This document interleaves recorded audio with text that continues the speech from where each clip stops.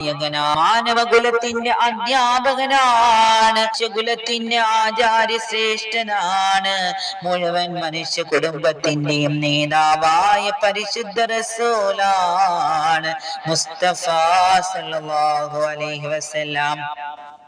അബൂ അയ്യൂബ് കിടന്നപ്പോ വിചാരിച്ചു, പരിശുദ്ധ റസൂൽ താഴെ കിടപ്പുണ്ടായിരിക്കും. മീതെ എങ്ങനെയാണ് കിടക്കുക? അവസാനം കിടക്കാതെ അവർ എഴുന്നേറ്റു. അവർ നിൽക്കാൻ തീരുമാനിച്ചു. നേരം വെളുക്കുന്നത് വരെ നിൽക്കാൻ തീരുമാനിച്ചു. പക്ഷേ അവർക്ക് തോന്നി, നിന്നാലോ കാല് പരിശുദ്ധ റസൂലിന്റെ മുകളിലാണല്ലോ എന്ന് സല്ലല്ലാഹു അലൈഹി വസല്ലം. അതുകൊണ്ട് നിൽക്കാനും കഴിയുന്നില്ല, കിടക്കാനും കഴിയുന്നില്ല. അവസാനം ഭാര്യയും ഭർത്താവും ഒരു തീരുമാനത്തിലെത്തി. ചുമരിനോട് ചേർന്ന് അള്ളിപ്പിടിച്ച് കിടക്കാം, ചുമരിന്റെ അരികിൽ പോയി കിടക്കാം. ഏതായാലും അത്രയും ചുമരിനോട് ചേർന്ന് നബി സല്ലല്ലാഹു അലൈഹി വസല്ലം കിടക്കില്ലായിരിക്കും.